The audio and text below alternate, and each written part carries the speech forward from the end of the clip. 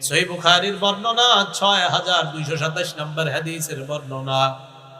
عن أبي هريرة رضي الله تعالى عنه قال قال رسول الله صلى الله عليه وسلم আবু হুরায়রা রাদিয়াল্লাহু তাআলা আনহুর বর্ণনা, আল্লাহ নবী বলেন, লাম্মা খালাকাল্লাহু আদামা তুলুহু ৬০ যিরাআ। আদম নবীর যখন আল্লাহ বানাইছেন, আদম নবীর উচ্চতা হলো ৬০ হাত লম্বা। কয় হাত? আদম নবীকে বানানোর পর আল্লাহ বললেন, ইযহাব ফাসাল্লিম আলা উলাইকান নাফারি মিনাল মালাইকাতি জুলুস। আদম আপনি যান, ওই যে ফেরেশতারা বসা তাদেরকে গিয়ে আপনি সালাম দেন। আদম নবীকে আল্লাহ বলে দিলেন, ফাসতামি' মা ইউহাইয়ুনাকা। সালাম দেওয়ার পর কান পেতে শুনবেন তারা আপনার সালামের কি জবাব দেয়। ফাইন্নাহা তাহিয়াতুকা ওয়া তাহিয়াতু যুররিয়াতিক। আপনার সালাম আর সালামের যে জবাব হবে এটাই হবে আপনার আর আপনার সন্তানদের সম্ভাষণ, অভিবাদন। আদম নবী যাওয়ার পর বললেন, আসসালামু আলাইকুম। কি বললেন? ফেরেশতারা জবাব দিলেন, আসসালামু আলাইকা ওয়া রাহমাতুল্লাহ। আদম নবী দোয়া করলেন, আপনাদের উপর শান্তি বর্ষিত হোক। ফেরেশতারা জবাব দিলেন, আদম তোমার উপর শান্তি এবং আল্লাহর রহমত বর্ষিত হোক। পার্থক্য কি হয়েছে বলেন তো? আদম নবীর সালাম আর ফেরেশতাদের জবাবে পার্থক্য কোনটা হয়েছে? রাহমাতুল্লাহ। তাহলে উত্তম হলো যিনি সালাম দিবে আসসালামু আলাইকুম, জবাব যিনি দিবেন তিনি একটু উত্তম ভাবে বাড়িয়ে জবাব দেওয়া। আমি আপনার জন্য শান্তির দোয়া করলাম, আপনি জবাবে আমার জন্য শান্তি সহ আরো কিছু দোয়া করুন। সুবহানাল্লাহ। তাহলে বলেন তো, আল্লাহর সাথে সাক্ষাৎ করব কিসের মাধ্যমে? ফেরেশতাদের সাথে আদম নবীর সাক্ষাৎ কি দিয়ে? জান্নাতে জান্নাতীদেরকে ঢুকানো হবে কি বলে? সালাম। একটা কিতাব আছে নাম সহিহুত তারগীব। এই কিতাবের 2720 নম্বর হাদিস, 2720 নম্বর হাদিসের বর্ণনা। এই হাদিসের বর্ণনাকারী সাহাবীর নাম হুযায়ফা রাদিয়াল্লাহু তাআলা। উনি কি বলে দেখেন, কি আজীব এক হাদিস। عن حذيفة رضي الله تعالى عنه قال قال رسول الله صلى الله عليه وسلم حذيفة رضي الله تعالى عنه বর্ণনা, আল্লাহর নবী বলেন, ইন্নাল মুমিনা ইযা লাকিয়াল মুমিনা। কোন মুমিন যখন অন্য কোন মুমিনের সাথে সাক্ষাৎ করে, সাক্ষাৎ করার পর ফাসাল্লামা আলাইহি, প্রথমে সালাম দেয়। সালাম দেওয়ার পর ওয়া আখাযা বিয়াদিহি, হাত ধরে, ফাসাফাহা, মুসাফা করে। কি করে?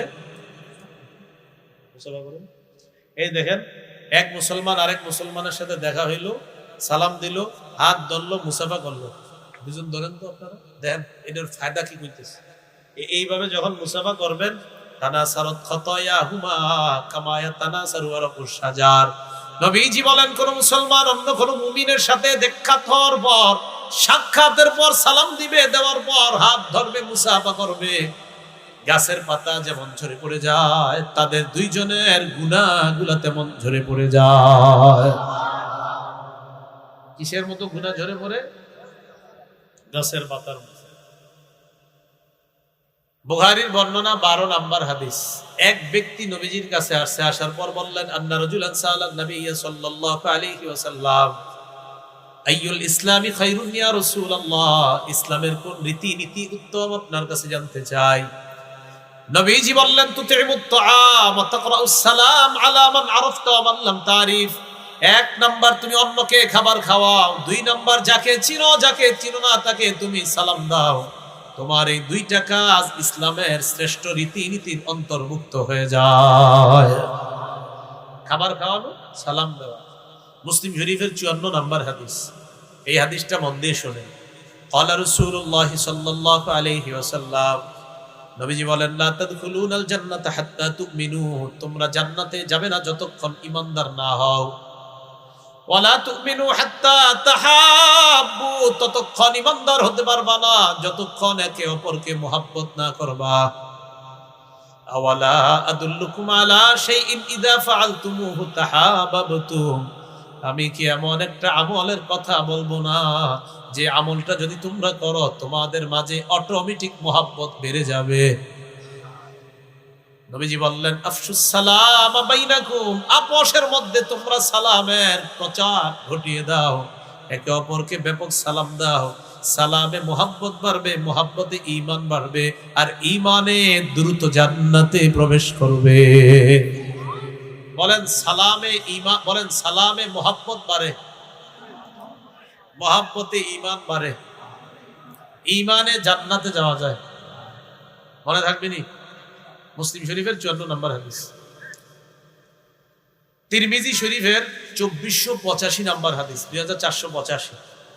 নবীজি মক্কা থেকে হিজরত করে মদিনায় আসলেন। মদিনায় আসার পর নবীজি জনতার উদ্দেশ্যে দাঁড়িয়ে একটা ভাষণ দিলেন। ভাষণে নবীজি 3টি কথা বললেন, কোন কোন বর্ণনায় 4টি। বলেন তো নবীজি এত দূরে আইসা একটা ভাষণে যেই কথাগুলা প্রথমে বললেন, এই কথাগুলোর গুরুত্ব কম না অনেক বেশি? হাদিসের বর্ণনাকারী সাহাবীর নাম আব্দুল্লাহ ইবনে সালাম। আব্দুল্লাহ ইবনে সালাম রাদিয়াল্লাহু তাআলা আনহু বলেন, আমি তখনও মুসলমান হইনি। উনি ইহুদিদের একজন বড় আলেম ছিলেন। তো আমি তখনও মুসলমান হইনি, নবীজি মদিনায় আসলেন। লাম্মা কাদিমা রাসূলুল্লাহ সাল্লাল্লাহু আলাইহি ওয়াসাল্লাম আল মদিনা, নবীজি যখন মদিনায় আসলেন, ইন জাফালান নাসু ইলাই, জনগণ দলে দলে আল্লাহ রাসূলকে দেখার জন্য রওনা করছে। ওয়াকিলা কাদিমা রাসূলুল্লাহ, কাদিমা রাসূলুল্লাহ, কাদিমা রাসূলুল্লাহ সাল্লাল্লাহু আলাইহি ওয়াসাল্লাম। আল্লাহ নবী যখন মদিনায় আসলেন, জনগণ নবীকে দেখার জন্য সবাই রওনা করছে। একের পর এক মানুষ যায় আর বলে আল্লাহ রাসূল মদিনায় আসছে, আল্লাহ রাসূল মদিনায় আসছে। এই কথা বলতে বলতে সবাই নবীজির কাছে যায়। মুসলমানরাও দেখতে যায়, অমুসলমানরাও আল্লাহ নবীকে দেখতে যায়। দেখি কেমন মদিনায় আসছে নবী, উনি কেমন একটু দেখতে যাই, এরকম দেখতে গেছে। আব্দুল্লাহ ইবনে সালাম বলেন, ফাজিতু ফিন্নাস লিআনজুরা ইলাই, আমিও গেলাম মানুষের সাথে তাকে দেখার জন্য, দেখি দেখতে কেমন। আব্দুল্লাহ ইবনে সালাম বলেন, আমি যখন মানুষের মাঝে দাঁড়িয়ে আল্লাহ নবীর দিকে দেখলাম, ফালাম্মা ইস্তাবানতু ওয়াজহা রাসূলিল্লাহি সাল্লাল্লাহু আলাইহি ওয়াসাল্লাম, আমি যখন তার চেহারা মুবারকটার দিকে প্রথম তাকাইলাম, তাকানোর পর আরাফতু আন্না ওয়াজহাহু লাইসা বিওয়াজহিন কাজ্জাব, চেহারাটা দেখেই বুঝে ফেললাম এটা কোনো মিথ্যাবাদীর চেহারা হতে পারে না। আমি চেহারাটা দেখেই বুঝছি, কারণ তিনি তো অন্য ধর্মের আলেম, তিনি তখনও মুসলমান না। তিনি বলেন, ওনার চেহারাটা দেখেই বুঝছি এটা কোনো মিথ্যাবাদীর চেহারা হতেই পারে না। কাফেররা নবীকে মিথ্যাবাদী বলছে, গণক বলছে, জাদুকর বলছে, তো উনি দেখে বলতেছে না, সম্ভব হতেই পারে না, উনি এমন মানুষ। আব্দুল্লাহ ইবনে সালাম বলেন, আল্লাহ রাসূল জনগণের উদ্দেশ্যে দাঁড়াইলেন, দাঁড়িয়ে বললেন, আইয়ুহান নাস আফশুস সালাম। মক্কা থেকে মদিনায় আসলেন, আসার পর ভাষণ দেওয়ার জন্য দাঁড়িয়ে প্রথম কথাটাই বললেন, মানুষ তোমরা শান্তির প্রচার করে দাও। কিসের প্রচার করো? সালামের প্রচার করো। সালাম মানে শান্তি। শান্তির যত প্রচার হবে অশান্তি তত দূর হবে। সহি শুদ্ধ ভাবে হইতে হবে। কিভাবে বলেন? আসসালামু আলাইকুম, আসসালামু আলাইকুম। আসেনি এরকম বলে না? আসসালামু আলাইকুম। এই সালামের সাথে তামাশা, সালামের সাথে আমার এত কষ্ট লাগে মাঝে মাঝে। মানে অনেক মানুষ আছে তারা সর্বশিক্ষায় শিক্ষিত, সালামটা আর ইন্না লিল্লাহি ওয়া ইন্না ইলাইহি রাজিউনটা এটা ভুলভাবে পড়তে হবে। খবর পড়ে সব সুন্দরভাবে পড়ে, কিন্তু ইন্না লিল্লাহটা অশুদ্ধভাবে পড়ে। কেন? আপনি না একটা মুসলমান, আপনি ইন্না লিল্লাহটা একটু শুদ্ধ করে শিখতে পারলেন না? রাজিউনের জায়গায় রাজিউন, রাজিউন কি পড়তেছে না পড়তেছে, কত কষ্টের কথা। মানে আমার ইংরেজিটাও খুব সুন্দর, আমার বাংলাটা সুন্দর, আমার সব উচ্চারণটা সুন্দর, আমার আরবিটাও সুন্দর। বিষয়টা তো এমন হওয়া উচিত ছিল না। শৈশব থেকেই তো আমার কোরআন, আমার কায়দা, আমার আমপারা শুদ্ধ হওয়া দরকার ছিল, কারণ আমি একজন মুসলমান। কারণ আমি একজন মুসলমান, এটা আমার কিতাব, মুসলমানের কিতাব এটা। তো এটা যদি আমি শুদ্ধ না হয়, তাহলে এর চেয়ে আমার জন্য অপমানের আর কি আছে? এটা তো আমাদের, এটা আমাদের, এটা মুসলমানদের, এটা আল্লাহ আমাদের কি দিয়েছেন। হ্যাঁ, এটাতে যারাই হেদায়েত নিতে চাইবে তারা হেদায়েত পাইবে, কিন্তু এটা তো ইসলাম ধর্মের একটা কিতাব আছে, ধর্মীয়, নাম কোরআন। নাম কি? এটাই যদি অশুদ্ধ হয়, এর চেয়ে আর আমাদের বলেন অপমানের কি আছে, জিল্লতির কি আছে? এই কোরআনটা আমাদের অশুদ্ধ, এটা অশুদ্ধ হওয়া উচিত না। তো বুঝাইতে চাইলাম সালামের উচ্চারণটা খুব সুন্দরভাবে হওয়া। এটা যেন কোনো ফ্যাশন না হয়। আল্লাহ আমাদেরকে শুদ্ধ উচ্চারণে সালাম দেওয়ার তৌফিক দান করুন। তো নবীজি 1 নম্বরে বললেন আফসুস সালাম, সালাম দাও। 2 নম্বর আতইমুত তাআম, খাবার খাওয়াও। 3 নম্বর ওয়াসাল্লু ওয়ান নাসু নিয়াম, রাতের বেলা মানুষ ঘুমায় যখন তাহাজ্জুদ পড়ো। তাদখুলুল জান্নাতা বিসালাম, মরো আর নিরাপদে জান্নাতে প্রবেশ করো। আজকে এখান থেকে বাসায় যাওয়ার পর একটা আমল করবেন, আগে ওয়াদা করেন, তাহলে ওই আমলটা বলবো। করবেন তো ইনশাআল্লাহ? একদম সহজ, একদম সহজ, কঠিন না। করবেন তো? তিরমিজি শরীফের 2698 নাম্বার হাদিস, 2698। এই হাদিসের মধ্যে আসছে ক্বালা আনাস ইবনে মালিক রাদিয়াল্লাহু তাআলা আন ক্বালা লি রাসূলুল্লাহ সাল্লাল্লাহু আলাইহি ওয়াসাল্লাম। আনাস রাদিয়াল্লাহু তাআলা আনহুর বর্ণনা, তিনি বলেন নবীজি আমাকে বলছেন ইদা দাখালতা আলা আহলিক, আনাস শোনো, ইয়া বুনাইয়া ইদা দাখালতা আলা আহলিকা, যখন তুমি তোমার পরিবারের কাছে প্রবেশ করবা, ফাসাল্লিম, তখন তুমি সালাম দিবা। কি দিবা? ইয়াকুন বারাকাতান আলাইকা ওয়া আলা আহলিকা, এই যে তুমি সালাম দিয়ে ঘরে ঢুকবা, এই সালাম তোমার জন্য আর তোমার পুরা পরিবারের জন্য বরকতের কারণ হয়ে যায়। দেখছেন, আমি শুধু বললাম আসসালামু আলাইকুম, আল্লাহ নবী কয় এই তুমি একজন বললা, অথচ তোমার এই সালাম পুরা পরিবারের বরকতের কারণ হয়ে যায়। যুবকরা এখন সালাম দিবে দূরের কথা, আব্বার সাথে মুসাফা করবে দূরের কথা, আম্মারে সালাম দিতে লজ্জা পায়, আব্বারে সালাম দিতে লজ্জা পায়, বিবিরে সালাম দিতে লজ্জা পায়, পরনারীকে সালাম দিতে মজা পায়। আব্বার সাথে আবার মুসাফা করে কিভাবে? হুজুর কি বললেন? আরে আব্বার সাথে যে আপনি মুসাফা করলেন, সহিহ তারগিবের 2720 নম্বর হাদিসে কি জানলেন? আপনি আপনার আব্বার সাথে আসসালামু আলাইকুম বলে মুসাফা করার অর্থ হলো বাপ ছেলে দুজনের গুনাহগুলা গাছের পাতার মতো ঝরে পড়ে গেছে। কোন ছেলে যদি তার বাবাকে সালাম দিতে লজ্জা পায়, এর অর্থ হলো ওই ছেলে এতে লজ্জিত, তার বাবার উপর শান্তি হোক। সালাম মানে কি? আরে সালাম মানে কি? তো এক ছেলে তার আব্বাকে সালাম দিতে লজ্জা পাওয়ার অর্থ হলো সে খুবই লজ্জিত, তার বাবার শান্তি হোক। মাকে সালাম দিতে লজ্জা পাওয়ার অর্থ হলো হুজুর আমি খুব লজ্জিত, আমার আম্মার উপর শান্তি হোক, এটাতে আমি খুব লজ্জিত। স্ত্রীকে সালাম দিতে লজ্জা পাওয়ার অর্থ হলো হুজুর আমার বিবির উপর শান্তি বর্ষিত হোক, একে আমি খুবই লজ্জিত। আপনি তো লজ্জিত।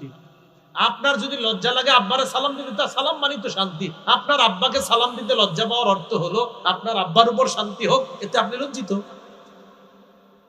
ঠিকের আওয়াজ আস্তে হওয়ার কারণ তো আমি জানি। তাহলে বলেন বাবার শান্তি চান? আর সবাই চান? আব্বারে সালাম দিবেন, আম্মারে সালাম দিবেন, বিবিরে সালাম দিবেন, ভাইকে সালাম দিবেন, বোনকে সালাম দিবেন। আরে এদেরকে সালাম দেওয়ার অর্থ হলো আপনি তাদের জন্য শান্তি চাওয়া। হুজুর বিয়ে করছি 15 বছর, স্বামী স্ত্রীর মাঝে সুখ নাই, 15 বছরে একদিন সালাম দিছেন দুইজনরে? না দেই নাই। আরে সালাম দেন না একজন আরেকজনকে, তো শয়তান তো অশান্তি লাগায় রাখবে। সালাম দেন স্বামী স্ত্রীকে, দুইজনকে, শান্তির ঝর্ণা বয়ে যাবে। সালাম দেন দুইজন, সালাম দেন, সালাম আসসালামু আলাইকুম, বিবিরে বললেন শান্তি হোক। বিবি যাওয়ার সময় বলতেছে আসসালামু আলাইকুম, ইবলিস টেনশনে পড়ে যায় যে আমাকে ঝগড়া লাগাবো কিভাবে। এরা যে পরিমাণ শান্তির দোয়া করতেছে, অশান্তির সুযোগ এখানে হবে না। সালাম দেন, বিবিরে সালাম দেন। আল্লাহ আমল করার তৌফিক দান করুন। আবু দাউদ শরীফের 5197 নাম্বার হাদিসের বর্ণনা, আবু উমামা রাদিয়াল্লাহু তাআলা আনহু বলেন, আন আবি উমামা রাদিয়াল্লাহু তাআলা আনহু قال قال رسول الله صلى الله عليه وسلم, আবু উমামা রাদিয়াল্লাহু তাআলা আনহুর বর্ণনা, আল্লাহর নবী বলেন, ইন্না আউলান নাস বিল্লাহ মান বাদাহুম বিসসালাম। নবীজি বলেন মানুষের মাঝে ওই মানুষটা আল্লাহর তত নিকটবর্তী হয়ে যায় যে মানুষটা মানুষকে আগে সালাম দেয়। এই এলাকার যে ব্যক্তি আগে সালাম দেওয়ার অভ্যাস, নবী বলেন ওই মানুষটা আল্লাহর তত নিকটবর্তী চলে যায়।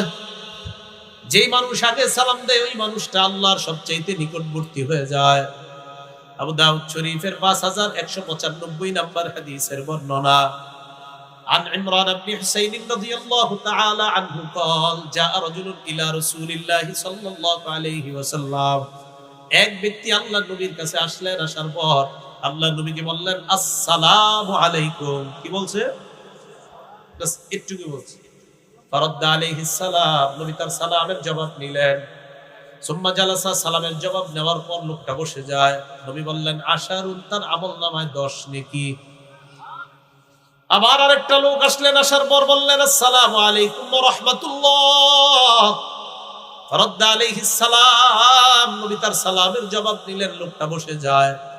এবার নবী বললেন 20 নেকি। আসসালামু আলাইকুম 10, আসসালামু আলাইকুম ওয়া রাহমাতুল্লাহ 20। আবার আরেকজন আসলেন, আসার পর বললেন আসসালামু আলাইকুম ওয়া রাহমাতুল্লাহি ওয়া বারাকাতুহু। নবী সালামের জবাব দিলেন, তিনি বসে যায়। আল্লাহ নবী বললেন সালাসুনা 30। কত? 30। আবু দাউদ শরীফের 5196 নম্বর হাদিসের বর্ণনা। এক ব্যক্তি আল্লাহ নবীকে এসে বললেন আসসালামু আলাইকুম ওয়া রাহমাতুল্লাহি ওয়া বারাকাতুহু ওয়া মাগফিরাতুহু। নবী বললেন 40। কত বললেন? এই 40 পর্যন্তই পাওয়া যায়। তাহলে একজন আরেকজনকে কি সালাম দিব? দিব তো ইনশাআল্লাহ। সালাম দিবেন কিনা দেখেন, একটা হাদিস শোনেন। এই হাদিস শোনার পর আপনারা চিন্তা করবেন সালাম দিবেন কিনা। বুখারীর 3820 নম্বর হাদিসের বর্ণনা, 3820 নম্বর হাদিসের বর্ণনা। নবীজির সাথে জিবরিল আলাইহিস সালাম কথা বলতেছে। তো জিবরিল আমিন কথা বলার এক পর্যায়ে বলতেছে ইয়া রাসূলুল্লাহ হাযিহি খাদিজা আতাতকা, হুজুর আপনার বিবি খাদিজা আসতেছে। সুবহানাল্লাহ। জিবরিল আমিন নবীজিরে বলতেছে হুজুর আপনার বিবি খাদিজা আসতেছে। মাআহা ইনাউন, খাদিজার সাথে একটা পাত্র আছে, না বাটি আছে, খানা নিয়ে আসতেছে। ফিহি দামুন আও তাআমুন আও শারাব, বাটির মধ্যে হয়তো তরকারি, হয়তো খাবার, না হয় পানি আছে। দেখেন না দেশ গ্রামে অনেকে কাজ করে, তার বিবি পোটলা দিয়ে কেমনে জানি খানা নিয়ে আসে। ওই কৃষক যারা কাজ করে হ্যাঁ খানা নিয়ে আসে না, আইরা মাঠে বসে বসে খায়। খাদিজা রাদিয়াল্লাহু তাআলা আনহা পাত্র দিয়ে কি জানি নিয়ে আসতেছে। আর এই সংবাদ জিবরিল আমিন বলে হুজুর আপনার বিবি খাদিজা আসতেছে। এখন জিবরিল আমিন কয় হুজুর খাদিজা যখন আপনার কাছে আসবে, ফাইদা হিয়া আতাতকা, খাদিজা যখন আপনার কাছে আসবে, ফাকরা আলাইহাস সালাম মির রাব্বিহা ওয়া মিন্নি, খাদিজা আপনার কাছে আসার পর খাদিজাকে আপনি জানায়া দিবেন খাদিজার রবের পক্ষ থেকে আর আমি জিবরিল আমিনের পক্ষ থেকে খাদিজাকে সালাম। আল্লাহ খাদিজারে কি দিয়েছে? তাহলে আল্লাহ একজন দুনিয়ার নবী না, নবীর একজন উম্মতকে, আল্লাহ নবীর একজন উম্মতকে সালাম দিলেন। তাহলে সালামের গুরুত্বটা কি কম না অনেক বেশি? আল্লাহ একটা মানুষকে সালাম দিয়েছে। খাদিজা রাদিয়াল্লাহু তাআলা আনহাকে সালাম দিয়েছে। সহিহ বুখারী তিরমিজি শরীফের 3882 নম্বর হাদিস, 3882। এই হাদিসে আসছে আম্মাজান আয়েশা সিদ্দিকার সাথে নবীজি আছেন। তো আম্মাজান আয়েশাকে বললেন আয়েশা ইন্না জিবরিলা ইয়াকরাউ আলাইকিস সালাম, আয়েশা জিবরিল তোমারে সালাম দিয়েছে। আম্মাজান আয়েশা কয় হুজুর জিবরিল আমারে বলছে সালাম, আপনি জিবরিলকে জানায়া দেন ওয়া আলাইহিস সালাম ওয়া রাহমাতুল্লাহ, জিবরিল আমার জন্য শান্তির দোয়া করছে, আমি জিবরিল আমিনকে সালামের জবাব দিলাম, আল্লাহ যেন তার উপর শান্তি এবং রহমত বর্ষিত করে। হুজুর আমি ডাবল দোয়া করে দিছি, জানায়া দেন জিবরিল শুধু শান্তির দোয়া করছে, আমি শান্তি আর রহমতের দোয়া ডাবল দোয়া করছি। দেখছেন নি ফেরেশতা আর মানুষের দোয়া আদান প্রদান হয় সালাম নিয়ে। না দিয়েন না সালাম, দিবেন নি, আল্লাহ তৌফিক দান করেন। এবার মুসলিম শরীফের একটা হাদিস শুনেন, 2162 নম্বর হাদিস। ক্বালা রাসূলুল্লাহ সাল্লাল্লাহু আলাইহি ওয়াসাল্লাম, নবীজি বলেন হাক্কুল মুসলিমি আলাল মুসলিমি সিত্তুন, এক মুসলমানের উপর আরেক মুসলমানের 6টা হক। বলেন কয়টা? 1 নাম্বার ইদা লাকিতাহু ফাসাল্লিম আলাইহি, যখন তুমি মুসলমানের সাথে সাক্ষাৎ করবা প্রথমে সালাম দিবা। কি দিবা? তাহলে মুসলিম শরীফের হাদিস থেকে জানলাম সালাম দেওয়া, উনি যে আমার সালামের জবাব দিবে এটা কই আছে? সালাম দেওয়া আছে মুসলিম শরীফের হাদিস, যে ওনারে যে আমি সালাম দিলে উনি জবাব দিবে এটা কই আছে? বুখারীর 1240 নম্বর হাদিস আছে। সুবহানাল্লাহ। মুসলিমে আছে সালাম দেওয়া, আর বুখারীর 1240 নম্বর হাদিসে আছে রদ্দুস সালাম, সালামের জবাব দেওয়া। তাহলে মুসলিম শরীফের হাদিস থেকে জানলাম মুসলমান মুসলমানের হক সালাম দেওয়া, বুখারীর হাদিস থেকে জানলাম মুসলমান মুসলমানের হক সালাম দিলে জবাব দেওয়া। মনে থাকবে নি? তাহলে 1 নাম্বার দেখা হইলে সালাম দিবা। 2 নাম্বার ওয়া ইদা দাআকা ফাজিবহু, মুসলমান যখন তোমাকে দাওয়াত দেয় তার দাওয়াতে তুমি সাড়া দিবা। এর মানে যে কোনো দাওয়াতে আপনি যাবেন এমনটা না, যে দাওয়াতে গেলে আপনার ঈমান হারাম হওয়ার আশঙ্কা আছে ওই দাওয়াতে যাওয়া যাবে না। যেখানে গেলে আপনি জানেন নিশ্চিত নাচ হবে, গান হবে, সেখানে যাওয়ার পর আরো কিছু হতে পারে, এইসব জায়গায় যাওয়া যাবে না। তাহলে দাওয়াত দেওয়া, গ্রহণ করা এটা মুসলমানের হক, তবে বুঝে শুনে। 3 নাম্বার, কোন মুসলমান যখন তোমার কাছে কল্যাণ কামনা করে, তার কল্যাণ কামনা করা। মুসলমান আপনার কাছে যদি পরামর্শ চায়, ভালো পরামর্শ দেওয়া। আইসে ভাই আমি ব্যবসা করবো, আপনি তো বড় ব্যবসায়ী, আমার একটু পরামর্শ দেন। আপনি চিন্তা করলেন আমারও কাপড় ব্যবসা, ও কাপড় ব্যবসা দিতে চায় না, ওরে কিছু পরামর্শ দেই যাতে এই বাজার থেকে 1 সপ্তাহের মধ্যে ভাগে। এখন আপনি এমন পরামর্শ দিচ্ছেন, এই ভাবতেছে যে মনে হয় আগামী 3 দিনে কোটিপতি হয়ে যাবে। ঘটনা চক্রে আপনি পরামর্শ দিচ্ছেন 7 দিনে যাতে ব্যবসা একদম লস খায়। তা আপনি এই যে পরামর্শটা দিলেন একটা মুসলমান ভাইকে, নবীজি বলছে না, তোমার কোন মুসলমান ভাই তোমার কাছে কল্যাণ কামনা করলে, পরামর্শ চাইলে, নসিহত চাইলে, ভালো উপদেশ দেওয়া, নসিহত করা, না পারলে তুমি কিছু বইলো না, কিন্তু খারাপ উপদেশ দিও না, খারাপ পরামর্শ দিও না। তাহলে পরামর্শ চাইলে ভালো পরামর্শ দেওয়া এটা আপনার হক। নবীরা পরামর্শ দিতেন, নবীরা কল্যাণ কামনা করতেন। সূরা আরাফের 60, 61, 62, সূরা আরাফের 66, 67, 68, সূরা আরাফের 79, সূরা আরাফের 93 নম্বর আয়াত, 4 নবীর ব্যাপারে আল্লাহ বলেছেন। সূরা আরাফের 60, 61, 62 তে আল্লাহ নূহ আলাইহিস সালাতু ওয়াস সালামের সম্পর্কে বলে, নূহ নবীর জাতি নূহ নবীরে কয়, ইন্না লানারাকা ফি দালালিম মুবিন, নূহ আমরা তোমাকে স্পষ্ট পথভ্রষ্টতার মধ্যে দেখতে পাচ্ছি। উম্মত নবীরে কয় পথভ্রষ্ট, উম্মত নবীরে। তো নূহ নবী কয়, ইয়া কওমি লাইসা বি দালালা, আমার মাঝে পথভ্রষ্টতা নাই, ওয়ালাকিন্নী রাসূলুম মির রাব্বিল আলামিন, আমি দো জাহান, এই জগৎ ওই জগৎ, যত জগৎ আছে এই জগৎ সমূহের রবের পক্ষ থেকে একজন রাসূল। উবাল্লিগুকুম রিসালাতি রাব্বি, আমি আমার রবের দায়িত্ব তোমাদের কাছে পৌঁছায়া দেই। ওয়া আনসাহু লাকুম, আর আমি তোমাদের কল্যাণ কামনা করি। সুবহানাল্লাহ। নবীরে উম্মতে কয় আপনাকে আমরা পথভ্রষ্টতার মধ্যে দেখতে পাচ্ছি, আর নবী উম্মতকে জবাব দেয় আমি তোমাদের কল্যাণ কামনা করি। সূরা হুদ, সূরা আরাফ, হুদ নবীর জাত মধ্যে দেখতে পাচ্ছি। ওয়া ইন্না লানাযুন্নুকা মিনাল কাযিবিন, হুদ আমরা তোমারে মিথ্যাবাদী মনে করি। চিন্তা করছেন, উম্মত নবীরে বলে মিথ্যাবাদী মনে করে। হুদ আলাইহিস সালাম জবাব দেয়, ইয়া কওমি লাইসা বি সাফাহা, আমার মাঝে নির্বুদ্ধিতা নাই, ওয়ালাকিন্নী রাসূলুম মির রাব্বিল আলামিন, আমি বিশ্ব জগতের রবের পক্ষ থেকে রাসূল। উবাল্লিগুকুম রিসালাতি রাব্বি, আমি আমার রবের দায়িত্ব পৌঁছিয়ে দেই। ওয়া আনা লাকুম নাসিহুন আমিন, আমি তোমাদের বিশ্বস্ত কল্যাণকামী। বিশ্বস্ত কল্যাণ, ওলামারা আপনাদের কল্যাণকামী, আলেমরা নবীদের ওয়ারিস, তারা আপনাদের কল্যাণকামী। আল্লাহ আমাদের সকলকে কল্যাণ কামনা করার তৌফিক দান করেন। একটা বাংলা ভাষাতে বলেন, আমরা সারা পৃথিবীর সকল মুসলমানের কল্যাণ কামনা করি। সহিহ বুখারী 57 নম্বর হাদিস, জারীর ইবনে আব্দুল্লাহ বলেন, বায়াতু রাসূলুল্লাহি সাল্লাল্লাহু আলাইহি ওয়াসাল্লাম আলা ইকামিস সালাতি ওয়া ইতাইজ যাকাতি ওয়াল মুসলিমি কুল্লি মুসলিম। জারীর ইবনে আব্দুল্লাহ বলেন, আমি আল্লাহ নবীর কাছে বায়াত হলাম এই মর্মে, আমি নামাজ আদায় করব, যাকাত আদায় করব, আমি নামাজ প্রতিষ্ঠিত করব, যাকাত আদায় করব, আর সকল মুসলমানের কল্যাণ কামনা করব। তাহলে সকল মুসলমানের কল্যাণ কামনা করা 4 নাম্বার মুসলমানের হক। ওয়া ইযা আতাসা ফাহমিদাল্লাহ, মুসলমান হাঁচি দিয়ে যখন বলবে আলহামদুলিল্লাহ, কি বলবে?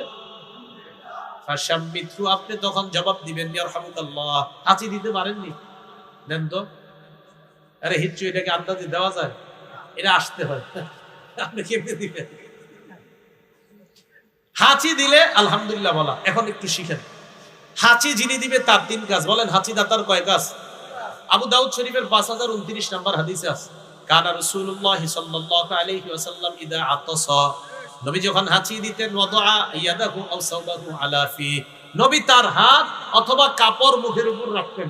তাহলে হাঁচি আসলে 1 নাম্বার কাজ হাত অথবা কাপড় মুখের উপর রাখা। 2 নাম্বার খাফাদা, আওয়াজটা হালকা করে হাঁচি দেওয়া। এখন দেখেন আমার নবীর সুন্নতের কি আজীব কারামতি, আজীব বৈশিষ্ট্য, আজীব মুজিজা। আমার নবীর যদি সুন্নতটা পালন করেন, এই হাঁচি আসলে আপনি মুখে হাত রাখলেন, দেখেন মুখে হাত রাখলে আওয়াজ কি হয় না হালকা হয়? নবীজির সুন্নত পালন করে মুখে হাত রাখলে হাঁচির আওয়াজ অটোমেটিক হালকা হয়। তাহলে 1 নাম্বার মুখে হাত দেওয়া বা কাপড় দিয়ে চেপে ধরা, 2 নাম্বার হাঁচিটা আস্তে দেওয়া। আর হাঁচি আস্তে দেওয়ার অনেকগুলো উপকারিতা। পাশের ব্যক্তি ঘুমায় আছে, আপনার জোরে হাঁচিতে অনেক ঘুমান্ত ব্যক্তি উঠে যায়, তাহলে আপনি এই জন্য হাঁচি আসতে দেওয়া। 3 আলহামদুলিল্লাহ পড়া, আর যিনি শুনবে তিনি আপনার জন্য দোয়া করা। এ হলো 4 নাম্বার হক। 5 নাম্বার হকে টাকা পয়সা খরচ হবে, আদায় করবেন। বেশি খরচ হবে না, হালকা আদায় করবেন। ওয়াইদা মারিদা ফাউদহু, কোন মুসলমান অসুস্থ হইলে তাকে দেখতে যাওয়া। নবী টাকা পয়সা খরচের কথা বলে নাই, কিন্তু সাধারণত একটা মুসলমান অসুস্থ হইলে, যদি অসুস্থ হয়, একটু ফল টল যদি নিয়ে যান, মালটা, কমলা, আঙ্গুর ইত্যাদি নিয়ে গেলে খুশি হয়, তাকে দেখতে যাওয়া। তো যদিও একটু টাকা পয়সা খরচ করে আপনি দেখতে যান, 3টা হাদিস বলবো, বলার পর চিন্তা করেন যে টাকা পয়সার দাম না হাদিসগুলোর দাম বেশি। এবার হাদিস 3টা শুনেন। মুসলিম শরীফের 2562 নাম্বার হাদিসের বর্ণনা। এই এলাকার নাম কি? পাশের এলাকার নাম শাহাবিদ্দি। আচ্ছা, মজিদপুর থেকে একজন শাহাবিদ্দি গেলেন একটা অসুস্থ মুসলমানকে দেখতে। এই যে আপনি সেখানে গেলেন, সেখান থেকে আবার মজিদপুর আসলেন। নবীজি বলেন, ক্বালা রাসূলুল্লাহ সাল্লাল্লাহু আলাইহি ওয়াসাল্লাম, নবী বলেন, ইন্নাল মুসলিমা ইযা আদা আখাহুল মুসলিম, কোন মুসলমান যখন তার অসুস্থ মুসলমান ভাইকে দেখতে যায়, অসুস্থ মুসলমানকে দেখতে যাওয়ার পর লাম ইয়াজাল ফি খুরফাতিল জান্নাহ হাত্তা ইয়ারজিআ, এই যে আপনি আরেক মুসলমান ভাইকে দেখতে গেলেন, দেখতে যাওয়ার পর আপনি আবার আপনার এলাকায় আসা পর্যন্ত আপনি জান্নাতের ফল পাড়তেছিলেন। মোটরসাইকেলে গেছেন, অটোতে গেছেন, টাকা পয়সা একটু খরচ হয়েছে, নবীজি কয় কি খরচ করলা, তুমি তো জান্নাতের ফল পাড়তেছিলা। তিরমিজি শরীফের 2008 নাম্বার হাদিসের বর্ণনা। এই মজিদপুরের কেউ, যে কঠিন নাম মনে রাখে, আরেকটা কোন গাজীপুর, মজিদপুর আর গাজীপুর। এই মজিদপুর থেকে গাজীপুর গেলেন। তো এই যে মজিদপুর থেকে গাজীপুর গেলেন দেখতে, তিরমিজি শরীফের 2008 নাম্বার হাদিসটা শুনেন। নবীজি বলেন, মান আদা মারিদান, কোন মুসলমান যখন তার অসুস্থ মুসলমান ভাইকে দেখতে যায় আল্লাহকে খুশি করার জন্য, একজন ফেরেশতা তাকে রাস্তায় ডাক দিয়ে 3টা কথা বলে, সুবহানাল্লাহ। নাদাহু মুনাদিন, ফেরেশতা একজন ডাক দিয়ে 1 নাম্বার তাকে কয়, তিবতা, এই বান্দা তুমি কল্যাণময় হয়ে গেছো, তুমি পুত পবিত্র হয়ে গেছো। অসুস্থ ব্যক্তির না যে দেখতে গেছে তাকে। 2 নাম্বার, ওয়াতাবা মামশাহ, এই যে মজিদপুর থেকে গাজীপুর আসলা, এই আশাটা তোমার কল্যাণময়। 3 নাম্বার, ওয়াতাবাওয়াতা মিনাল জান্নাতি নুজুলা, তুমি তোমার মুসলমান ভাইকে দেখে আসলা, জান্নাতের মধ্যে একটা ঘর বানায় ফেলছো। তাহলে জান্নাতে একটা ঘর তৈরি হয়ে যায় আপনি আপনার মুসলমান ভাইকে দেখতে গেলে। তিরমিজি শরীফের আরেকটা হাদিস না শুনলে তো এটার ফলাফলটা বুঝবেনই না। 969 মানে কি? 969 হাদিস নাম্বার 969। কত হয়? 969 না? এই তো, হ্যাঁ, দুই পাশে 2টা 9, মাঝে একটা 6, 969, যাতে মনে রাখতে পারেন। ক্বালা রাসূলুল্লাহ সাল্লাল্লাহু আলাইহি ওয়াসাল্লাম, নবীজি বলেন, মা মিন মুসলিমিন ইয়াউদু, মুসলিমান কোন মুসলমান যখন কোন মুসলমান অসুস্থ মুসলমানকে দেখতে যায়, গুদওয়াতান সকালবেলা যদি দেখতে যায়, ইল্লা সাল্লা আলাইহি ৭০,০০০ মালাকিন হাত্তা ইউমসিয়া, সন্ধ্যা পর্যন্ত আপনার জন্য ৭০,০০০ ফেরেশতা দোয়া করে। ওয়া ইন আদাহু আশিয়াতান, যদি সন্ধ্যাবেলা দেখতে যান, ইল্লা সাল্লা আলাইহি ৭০,০০০ মালাকিন হাত্তা ইউসবিহা, পরের দিন সকাল পর্যন্ত ৭০,০০০ ফেরেশতা আপনার জন্য দোয়া করবে। নবীজি বলেন, শুনতাই নয়, ওই বান্দার জন্য একটা ফলের বাগান জান্নাতে তৈরি হয়ে যায়। অসুস্থ মানুষ মুসলমানকে দেখতে যাবেন তো, এটা হলো 5 নাম্বার হক। 6 নাম্বার, ওয়া ইযা মাতা ফাত্তাবিহু, কোন মুসলমান মারা গেলে তাকে দেখতে যাবেন, মানে তার জানাজায় যাবেন। জানাজায় যাওয়ার পর আপনি তার লাশটার সাথে থাকবেন, ওই লাশের জানাজায় যাবেন, জানাজা পড়ার পর এরপর কবর পর্যন্ত যাবেন, যাওয়ার পর বাসায় আসবেন। যদি এই 2টা কাজ করতে পারেন, 1 নাম্বার জানাজা, 2 নাম্বার কবর পর্যন্ত গেলেন, যাওয়ার পরের পর আসলেন, কয় কাজ? 2 কাজ। 1 নাম্বার জানাজা, 2 নাম্বার দাফন। 1 নাম্বার জানাজা, 2 নাম্বার দাফন। বুখারীর বর্ণনা, 47 নাম্বার হাদিসের বর্ণনা, মানিত্তাবা জানাজাতা মুসলিমিন ঈমানাও ওয়া ইহতিসাবা, কোন মুসলমান যখন কোন মুসলমানের জানাজায় যায় ঈমানের সাথে আর সওয়াবের আশায়, ওয়া কানা মাহু হাত্তা ইউসাল্লা আলাইহা ওয়া ইয়াফরুগা মিন দাফনিহা, 1 নাম্বার জানাজা অংশগ্রহণ করে, 2 নাম্বার দাফন কাজে অংশগ্রহণ করার পর আসে বাসায় আয়েশা আপনার বিবিকে বলবেন, কি বলবেন?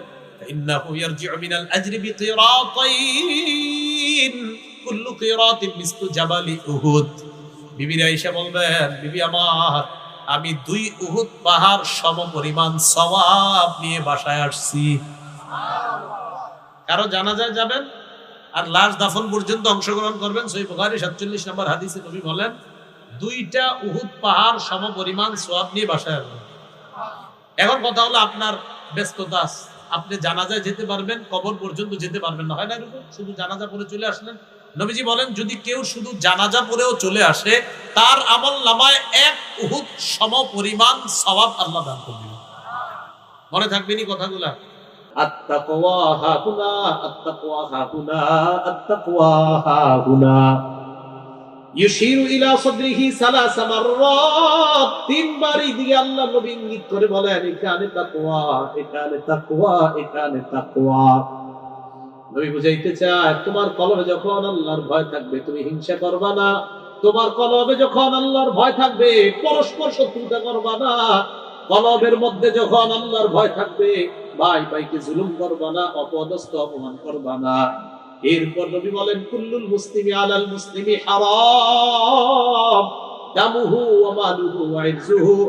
এক মুসলমানের জন্য আরেক মুসলমানের রক্ত, এক মুসলমানের জন্য আরেক মুসলমানের সম্পদ, এক মুসলমানের জন্য আরেক মুসলমানের ইজ্জত আমি নবী হারাম ঘোষণা করলাম। তুমি কারো সম্পদ লুণ্ঠন করবে না, কারণ সে তোমার ভাই। তুমি অপর মুসলমানের রক্তপাত করবে না, কারণ সে তোমার ভাই। তুমি অপর মুসলমানের সম্পদ লুণ্ঠন করবে না, আমি নবীরা তোমাদেরকে ভাই বানায় দিয়ে গেলাম। তুমি অপর মুসলমানের ইজ্জত কারো সামনে নষ্ট করবে না, আমি নবীরা তোমাদেরকে ভাই বানায় দিছি। তুমি কিভাবে তার ইজ্জত নষ্ট করবা? এই জন্য নবী বলেন এখানে তাকওয়া, এখানে তাকওয়া, এখানে তাকওয়া। যখন তাকওয়া থাকবে তখন আরেক মুসলমানের সাথে মুসলমানের এই অধিকারগুলা সংরক্ষণ করা সহজ হয়ে যাবে। বুখারীর ৬৭ নম্বর হাদিসের বর্ণনা, হজের সময় রাসূল সাল্লাল্লাহু আলাইহি সাল্লাম ফাআদা আলা বাঈরিহি, ওটের পিঠের উপরে নবীজি সাল্লাল্লাহু আলাইহি সাল্লাম বসলেন, ওটের পিঠে। আমসাকা ইনসানুন বিখিতামিহি আও বিজিমামি, একজন সাহাবী আল্লাহ রাসূলের উটের লাগাম ধরে আছে। লাগাম বুঝছেন তো? হ্যাঁ, সুন্দর কথা বলছেন। রশি, রশিটা ধরে রাখছে। আমরা গরু রাখি, ছাগল রাখি না, এরকম ধরে রাখছে। নবীজি ওটের উপর বসা, আল্লাহ নবী ওই ওটের লাগাম ধরে রাখছে, রশি ধরে রাখছে একজন। সাহাবাদেরকে আল্লাহ নবী বললেন আইয়ু ইয়াউমিন হাযা, সাহাবারা বলো আজকে কোন দিন? জিলহজ মাসের প্রইলাম। হ্যালো প্রশ্ন করার পর নবী এবার নিজের থেকেই বললেন আলাইসা ইয়াউমান নাহরি, আজকে কি ইয়াউমুন নাহর না, কুরবানির দিন না? সাহাবারা কয় হুজুর জি আজকে কুরবানির দিন। এরপর প্রশ্ন করলেন আইয়ু শাহরিন হাদা, এটা কোন মাস বলেন তো? কুরবানি হয় কোন মাসে? কোন মাসে?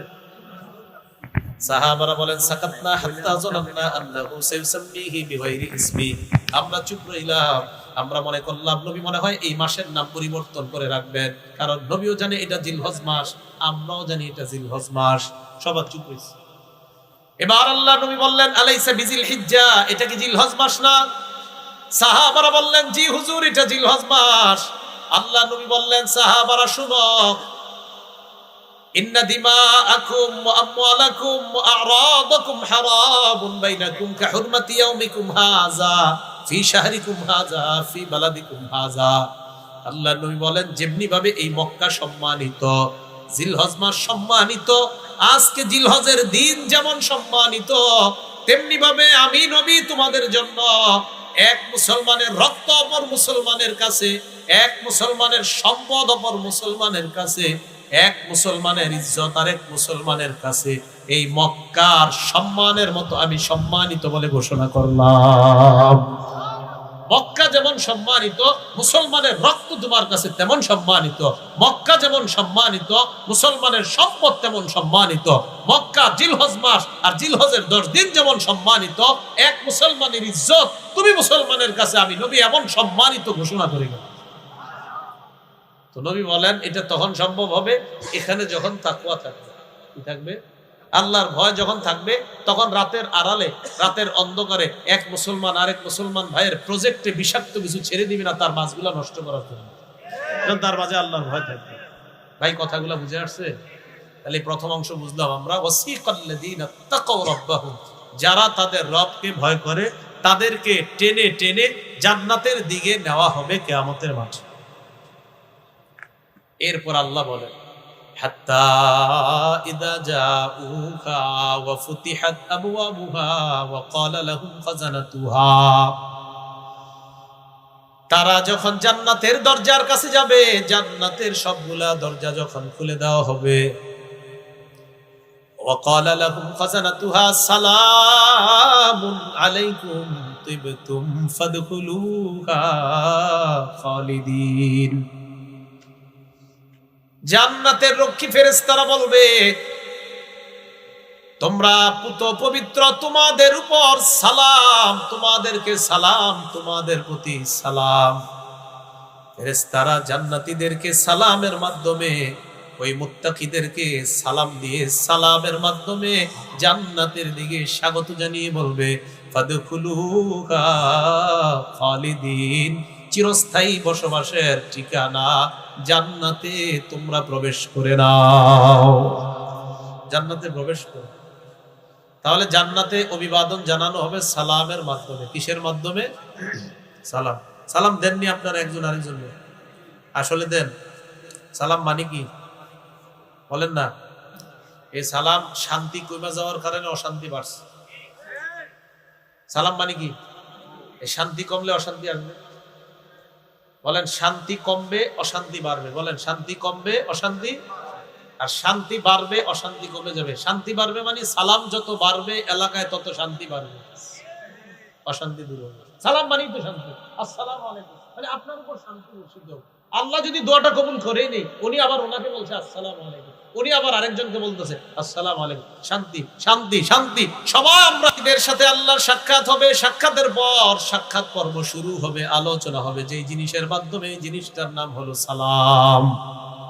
বলেন আল্লাহর সাথে বান্দার কথোপকথন হবে কিসের মাধ্যমে?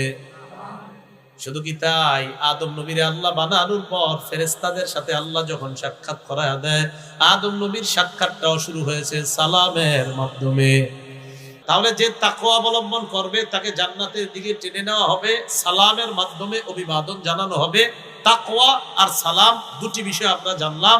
আমাদের সকলকে যেন আল্লাহ মুত্তাকি বানিয়ে দেয়, সালামের যেন ব্যাপক প্রচার প্রসার, আর মুসলমানের যে 6টা হক, এই হকগুলো আদায় করে কবরে আমরা যেতে পারি, জান্নাতে যেমন আবার আপনাদের সাথে আমি সাক্ষাৎ করতে পারি। আল্লাহ তৌফিক দান করেন। আমিন ওয়া আখিরু দাওয়ানা আলহামদুলিল্লাহি রাব্বিল আলামিন। ধন্যবাদ হযরতকে, হযরতের মূল্যবান আলোচনা পেশ করার জন্য।